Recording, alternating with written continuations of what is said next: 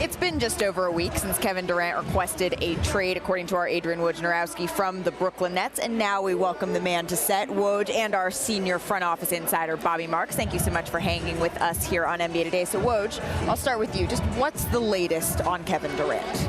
Well, Brooklyn Nets GM Sean Marks, has arrived in Vegas for Summer League, and so have essentially all the other executives in the league, and it gives teams a chance to talk in person. I think have a different kind of conversation than you can have on the phone. I think especially when you're trying to put together something more complicated, 3 or 4 team deals. But as you said in the open, Malika, it's just been over a week since Kevin Durant asked for the trade. And trades of this magnitude for players like Kevin Durant, typically they don't come together quickly, especially he asked for the trade after the draft. Sometimes the draft can be a deadline or the trade deadline. That's not the case. We're kind of in the open field of the offseason. And there's no sense among, I think, with the Nets or with teams talking to the Nets that they have tremendous urgency or they're trying to move this along quickly to find a resolution, get a deal. They want to get a deal. They want to get the best deal they can. But, these things they take on a life of their own. And I think you'll see some more of those face-to-face conversations here in the coming week and 10 days. But that doesn't guarantee there's going to be a KD trade in Summer League. This may move on. And remember, the Nets have Kevin Durant under contract for 4 years. And that is a pretty good reason not to rush into anything. Maybe slow play this over time and look and see if you don't have the kind of blockbuster deal you want. You don't just make the trade. Bobby, how are you evaluating all of this? Well, I'm looking at it. We're in the offseason, and there's no, the emotional element of it all. No team has lost 4 games in a row. Phoenix has, right? We're still in the honeymoon period. So it's a lot harder to make a blockbuster deal of this nature because everybody likes their roster right now. Right. Now, that changes when we get to November and December, and a team like the Suns or even the Raptors, who are one of the favorites here, has gone on a 6-game losing streak, and they've seen Kevin Durant as that missing piece. And then all of a sudden, the asking price is a lot more in December than it is in mid-July. So just a little bit of a scene set here, Woj, for fans who are watching at home. We've talked about Summer League as the first time these general managers can get into the room face-to-face. What do you expect the mindset to be for general managers as they head here with this sort of looming? Well, first thing, it's kind of held up the rest of free agency. There's not a lot of high-level players left, but the DeAndre Ayton situation still lingers out there. But I think a lot of other teams, agents who are trying to get deals done feel like there's a sense of waiting on the Kevin Durant situation, and they may be waiting a while. I think especially when you start, like Bobby said, when you're in the off season and you're not facing the urgency of pressure from your owner because the team's struggling, the chance to get at Kevin Durant, it's not like teams are upping their offers all the time. Teams are going to try not to make deals against their own last deal. Yeah. And so I think right now, I wouldn't be surprised if this situation plays out even through Summer League. But I think if you're the Nets, you can get a sense really of how far perhaps some teams are going to go. And if you feel like they've gone as far as they're going to go with you, is that good enough for Kevin Durant? Because in almost any scenario, you're probably not getting value for Kevin Durant. There's no deal you look at and say, hey, we're better for this. It's just the best you can get. And again, with the 4 years left on his contract, you can wait it out. Okay, my question is, for a guy like Kevin Durant and the Nets, if it is still an amicable situation, for him to start the season, do you not think that might also, when you said everybody's in the honeymoon phase, well, what about if the Nets start the season and they're not playing well, or Kevin Durant? Now all of a sudden, wouldn't that possibly decrease his value? Because it's like, hey, they're going through some things. We're gonna sit pat and we're gonna not really get the most aggressive offer. Is there a little bit of tension that we don't want to start the season with Kevin Durant there because of the potential stress it could cause on the franchise? No, I see it, RJ, but I also think Kevin Durant, you know him, he is going to come to play every night. He's going to play at a high level. He cares too much about it. And so I don't know that his value decreases. If he's on the floor, he wants to dominate. I would be surprised that Kevin Durant would approach it any other way. And so I think people out there, they know what they're getting with Kevin Durant. The question is, how much are they willing to give up? And how could Brooklyn walk away with this and be able to say, we can justify moving a player, an all-time great player, essentially in his prime at 34 years old, and have something to show for it that we can live with.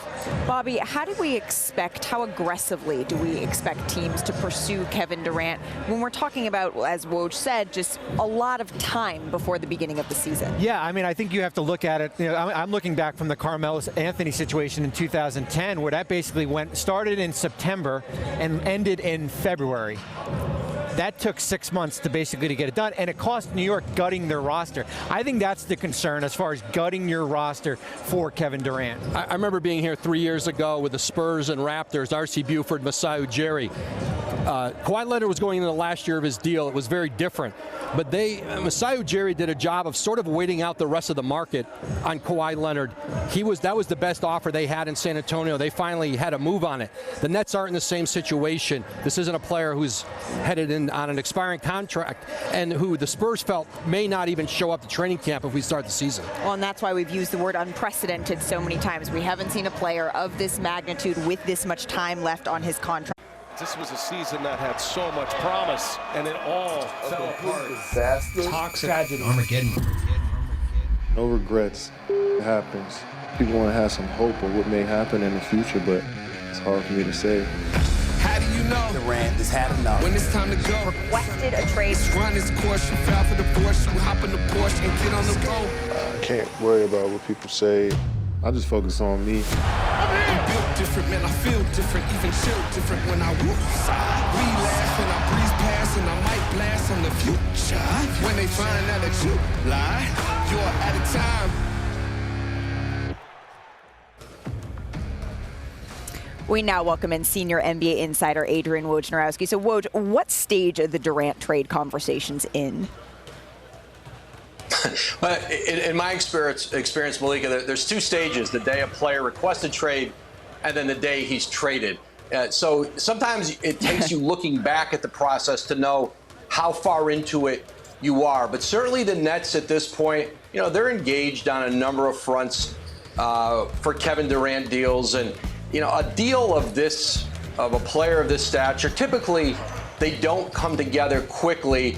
Now, if this trade request had been made prior to the draft and there was sort of the deadline of a draft and the ability to build a deal around picks in that window, it might have moved quicker. But now that we're in the offseason, training camp's still a couple months away, I think that buys the Nets certainly time to continue kind of canvassing the league. And, you start to get into negotiations with teams. They don't always move quickly. The goal of the Nets to get as much as possible.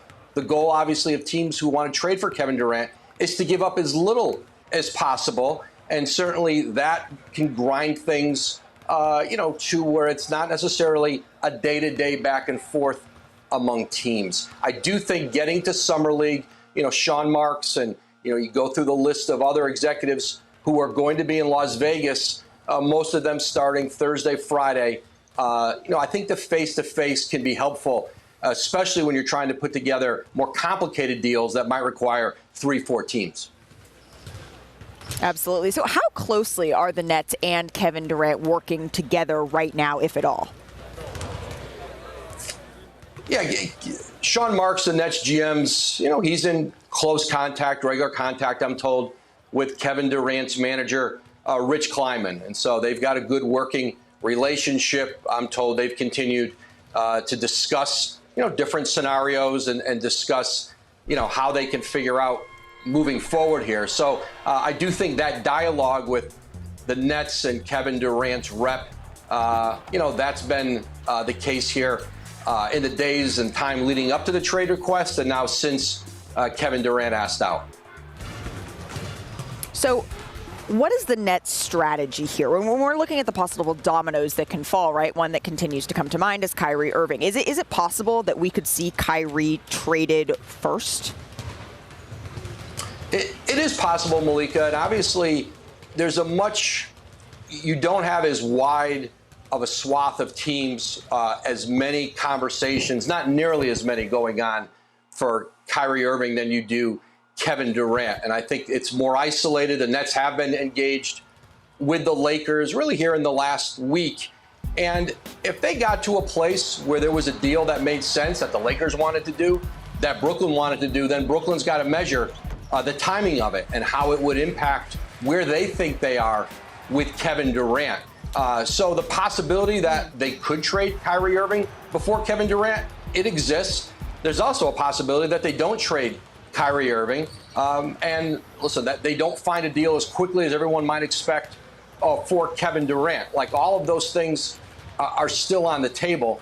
But I think certainly you've got to take them as two individual potential deals. And if you're